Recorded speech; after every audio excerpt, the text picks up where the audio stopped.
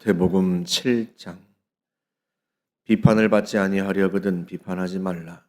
너희가 비판하는 그 비판으로 너희가 비판을 받을 것이요 너희가 헤아리는 그 헤아림으로 너희가 헤아림을 받을 것이니라. 어찌하여 형제의 눈 속에 있는 티는 보고 네 눈 속에 있는 들보는 깨닫지 못하느냐.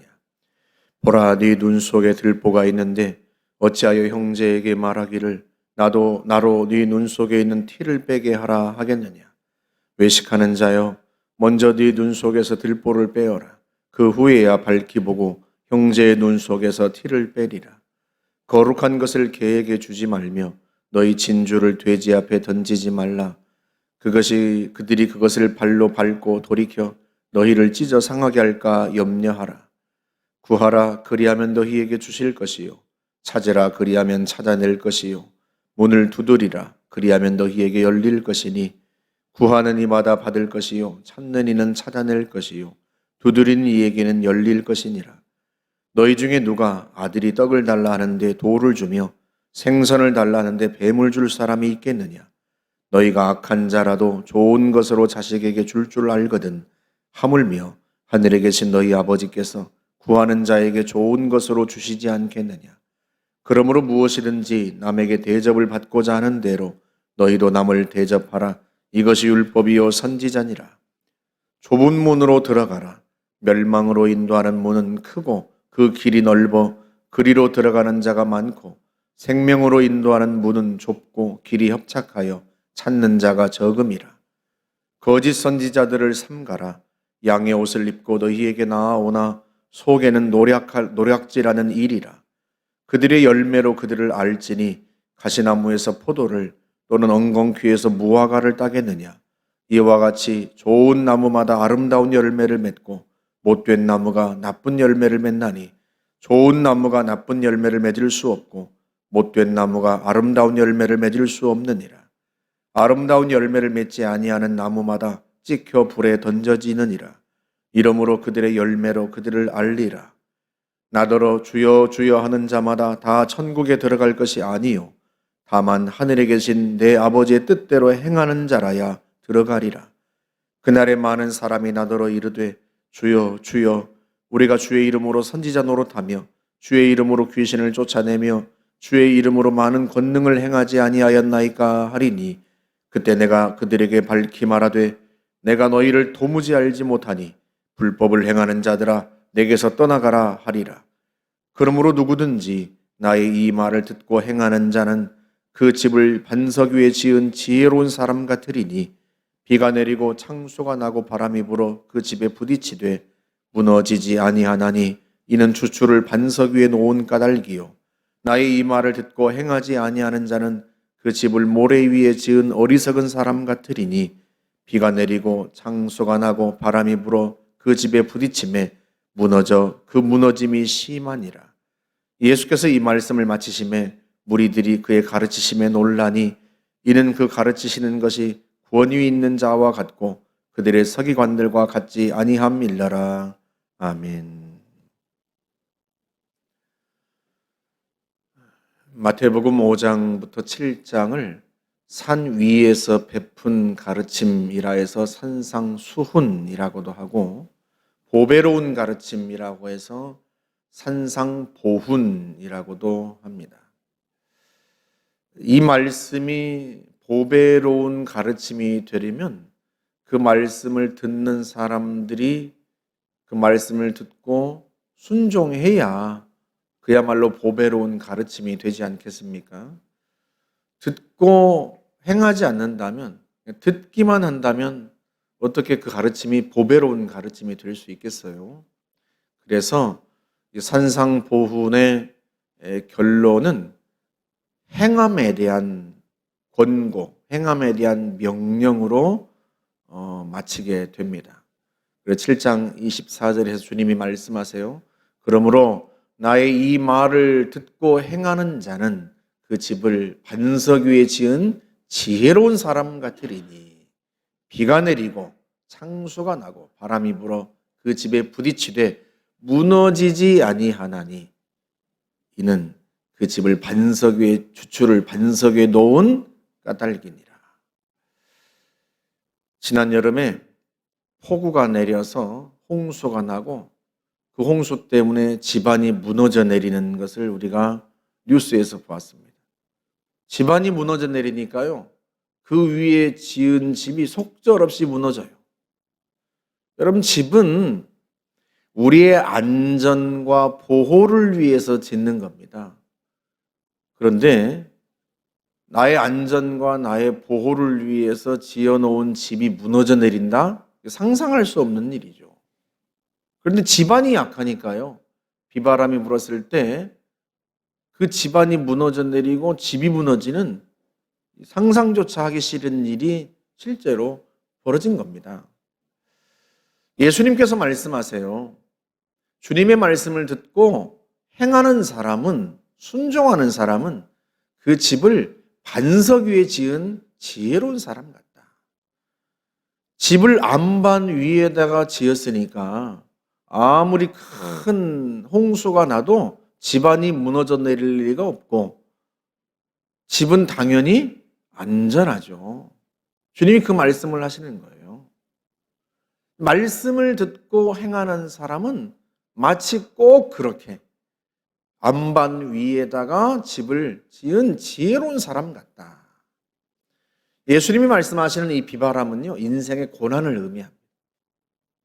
인생의 고난이 닥칠 때 말씀이 마치 안반 위에다가 지어놓은 집 같아서 나를 보호하고 나를 살린다는 거예요. 시편 119편 50절에서 말씀하죠. 이 말씀은 나의 고난 중에 위로라. 주의 말씀이 나를 살리셨기 때문이니. 인생의 비바람이 안 닥치는 사람이 누가 있겠어요? 누구나 다 인생을 살아가면서 비바람을 겪습니다. 고난을 당해요. 그런데 그 고난을 당할 때 무엇이? 주님의 말씀이 나를 지켜주고 내 영혼을 지키고 내 인생을 보호한다는 거예요. 언제 그럴 수 있다? 주님의 말씀을 듣고 행할 때, 순종할 때. 문제는 말씀을 듣기만 하고 순종하지 않는 사람이에요. 7장 26절에서 주님 말씀하죠. 나의 말을 듣고 행하지 아니하는 자는 그 집을 모래 위에 지은 어리석은 사람 같으리니 비가 내리고 창수가 나고 바람이 불어 그 집에 부딪힘에 무너져 그 무너짐이 심하니라. 비바람이 닥쳤는데, 인생의 고난이 닥쳤는데요, 무너진다는 거예요. 나를 안전하게 지켜줄 줄 알았던 신앙이 무너져 내리고 무너짐이 심하니라. 말씀을 듣게 행하지 않는 사람은 꼭 그와 같다는 거예요. 모래 위에 집을 지은 사람 같다. 어리석은 사람이다. 여러분, 예수님은 신앙생활을, 주님의 말씀을 듣는 것을 집을 짓는 것으로 말씀하세요. 우리는 다 집을 짓는 사람들입니다. 우리의 신앙생활은요, 집을 짓는 거예요. 겉모양은 똑같아요. 다 집을 짓는 것과 같고, 집을 짓는 것 같고, 신앙생활은 다 똑같아 보이고, 예배하는 것도 똑같고, 봉사하는 것도 똑같고, 다 집을 지어놓은 것 같단 말이죠. 그런데 겉모양은 똑같은데요, 언제 달라진다? 인생의 고난이 닥칠 때. 고난이 닥치면 그 신앙생활이 나를 보호할 수 있는 집인지 아니면 무너져 내리는 그런 아무것도 아닌 것이 되는지, 언제? 고난이 닥치면 그 운명이 갈라진다는 거예요. 여러분, 우리가 기왕하는 신앙생활, 든든한 집을 짓는 것과 같아야 하지 않겠습니까? 예수님이 말씀하시면 제자는요, 성도는 그 말씀을 듣고 받아들이는 거예요. 주님의 말씀을 따라서 가치관을 바꾸는 겁니다. 주님의 말씀을 듣고 내 생각을 버리고 주님의 생각을 받아들이고 내 가치를 버리고 주님의 가치를 받아들이는 거예요. 당연히 주님이 이것이 가치 있다 하고 말씀하셔서 내가 생각했던 가치를 버리고 주님의 가치를 받아들이면 삶이 달라지죠. 내 생각을 버리고 주님의 생각을 받아들이면 당연히 행동이 달라지죠. 그런데 행동이 달라지지 않는다? 변화가 일어나지 않는다? 그건 여전히 내 생각을 고수하고 있다는 뜻이잖아요.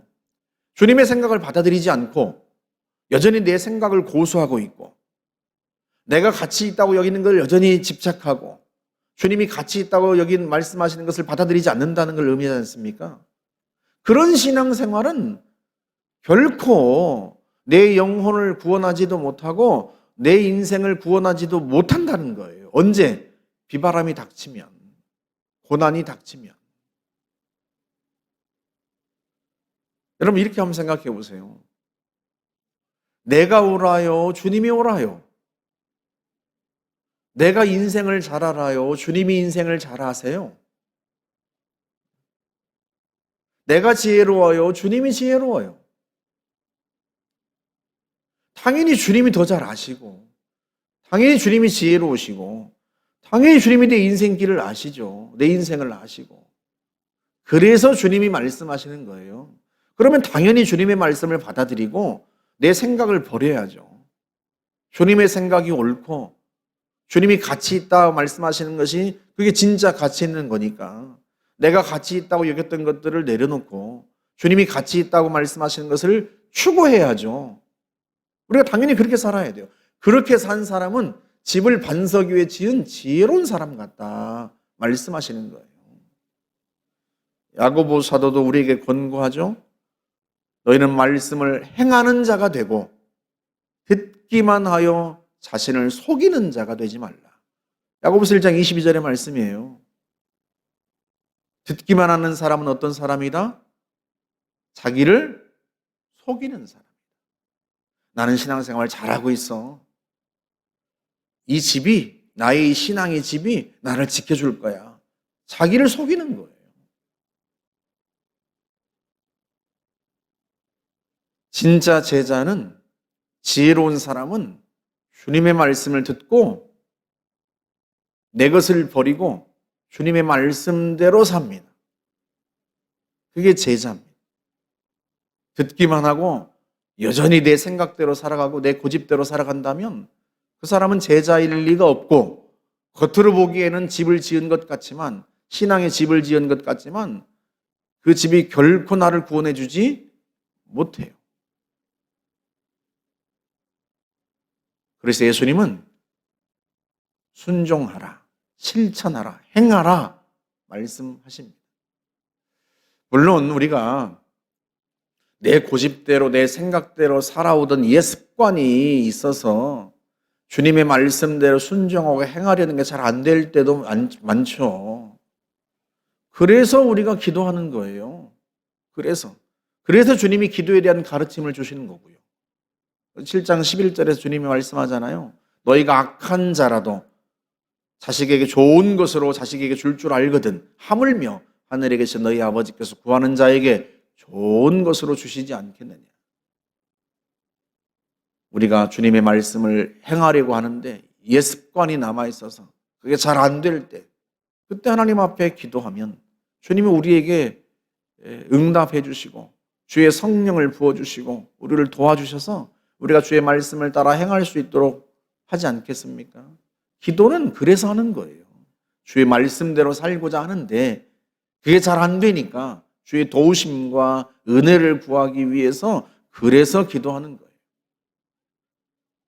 저와 여러분들이 주님의 말씀을 듣고 읽는 동안에 우리 자신의 생각을 버리고 우리 자신의 가치관을 버리고 주님의 말씀을 받아들여서 그 말씀을 따라 행하는 지혜로운 성도 되시기를 주님의 이름으로 축복합니다. 함께 기도하겠습니다. 좋으신 하나님 감사합니다. 우리는 주님의 말씀을 듣고 행하는 자가 되겠습니다. 내 것을 버리고 주님의 것을 받아들이며 주님이 추구하라 하시는 것 추구하여 참으로 변화된 삶을 살기를 원합니다. 도와주옵소서. 성령으로 충만하게 하시고 이끄셔서 주의 말씀을 듣고 행하는 지혜로운 주의 백성, 주의 제자 되게 하여 주옵소서. 예수님의 이름으로 기도하옵나이다. 아멘.